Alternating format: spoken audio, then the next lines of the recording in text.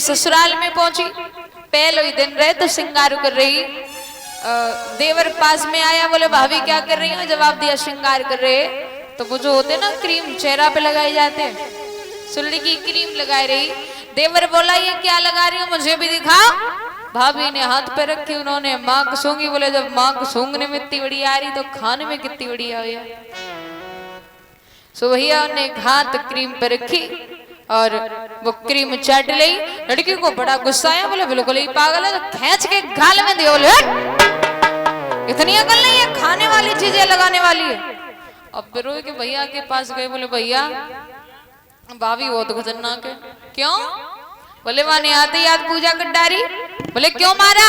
जवाब दिया मुझे नहीं पता, न जाने सफेद सफेद का तो सो चेहरा पे लगा रही, हमने कहा दिखा, सोने हाथ पे रखी और हमने चाट ली।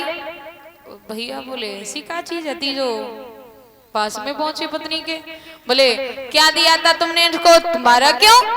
लड़की बोली देवर पढ़ो लिखो ना है तो कोई बात नहीं, पति तो पढ़े लिखे होंगे, पापा ने शादी की तो देखभाल के की होगी।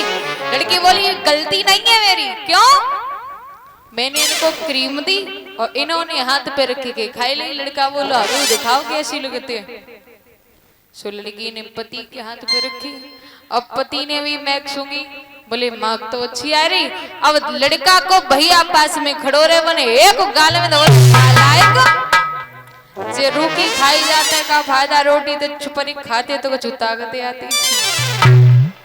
लड़की बोली अब गुजर नहीं होगी। सो भैया 4 दिन पहले शादी को उन्होंने सामान रखो और निकल गई कहाँ? मायके को। 2-4 दिन बीते, 10 दिन बीते।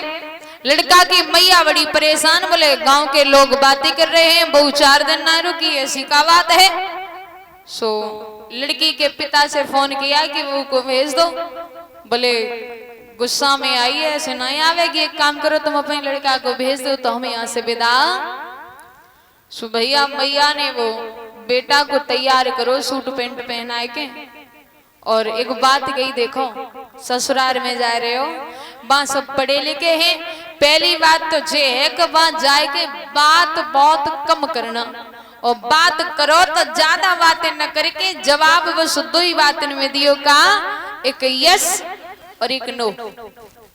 एक बात और, ऐसो ना हो तुम जाएगी चप्पलें उतारे के भाई पे बैठ जाओ। ससुराल में जा रहे हो, ऊंची सी जगह मिले बाबा बैठियो, ठीक है।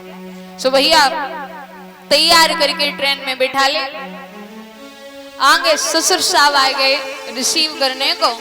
सो लड़का को ट्रेन से नीचे उतारो और पूछ रहे ससुर साहब बताओ लला सब घर में ठीक ठाक हैं? सुबह पे ही बात याद आएगी, मैया ने कही थी बस 2 ही बातें में जवाब दियो का, कहिए सर नो। पिताजी पूछ रहे बताओ बताओ सब ठीक हैं? बोले नो। हैं? कोई बीमार है का? बोले यस। बिटिया को लेना आयो? जवाब दिया यस। ससुर साहब बोले कोई खत्म हो गया क्या? जवाब दिया यस। साथ चले? बोले नो। ससुर साहब बड़ी परेशान, बोले खाए रोए जी, कोई बात ना है, सोच रहे हैं सो तो ना है, काम में चल के आए को घर में बड़ी गई हो दिमाग पे। सो घर में ले गए। अब वो लड़का सोच रहा है कि भैया ने कही थी ऊंची सी जगह पे बैठी हो। सो भैया उन्हें चप्पलें उतारी, कुठला भरो गेहूं को खड़ो है, सोच रहे हैं जाते बढ़िया जगह कछना है। सो वे चप्पलें उतारे के कुठला पे चढ़ गए, बोले जे बैठे ले। अब सारी सरे बड़ी परेशान, बोले जीजा कैसे? कछु तो कह रही जीजा मजाक जो आते ही आते मजाक चालू कर दी, और कछु कह रही कि सेकंड हैंड बुद्धि के ने इतनी अकल ना है काय पे बैठो जावे को। अब भैया जैसे तैसे उन्हें नीचे उतारो। तो देखा होगा ससुराल में पहली दूसरी बार जाओ तो सेवा कछु लग गई होते हैं।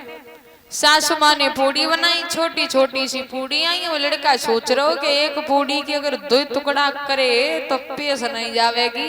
सो भैया एक पूड़ी उठावे, सब्जी ते लगावे पेट में।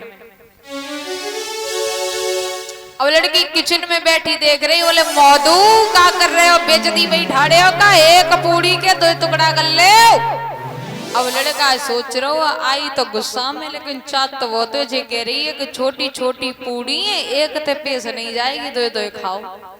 सो भैया अब दो पूड़ी उठावे सब्जी ते लगावे पेट में। लड़की ने सारा करो बिल्कुल ही बददिमाग हो, दो टुकड़ा ना करो तो चार ही कर ले। अब लड़का सोच रहा है कि चार पूड़ी खट्टी कैसे खा सकता हूँ, लेकिन कोई बात ना, गुस्सा में आई अगर जाके बात ना मानी तो ये संग न जावेगी।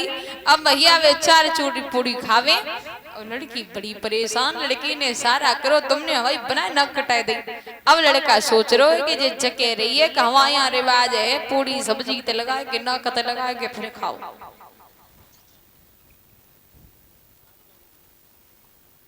अब तो भैया पूड़ी सब्जी ते लगाते नाक ते लगाए कि फिर पेट में। लड़की ने खोपड़ी हाथ वारो बोले हवाई तो कर्म फूट गए, तो वही लिखे थे हवाई किस्मत में। लड़का सोच रो जे कह रही है नाक ते लगाए के माथे ते लगाए के फिर खाओ। लड़की बोली मैं साथ नहीं जाऊंगी, इसलिए कहते ना भैया बिटिया को घरहीन कर दो बरहीन, नर नारी कह रहे हैं पार्वती से। अब कुछ ना बिगड़ो मान जाओ, मना कर दो पर वापस चली जावेगी।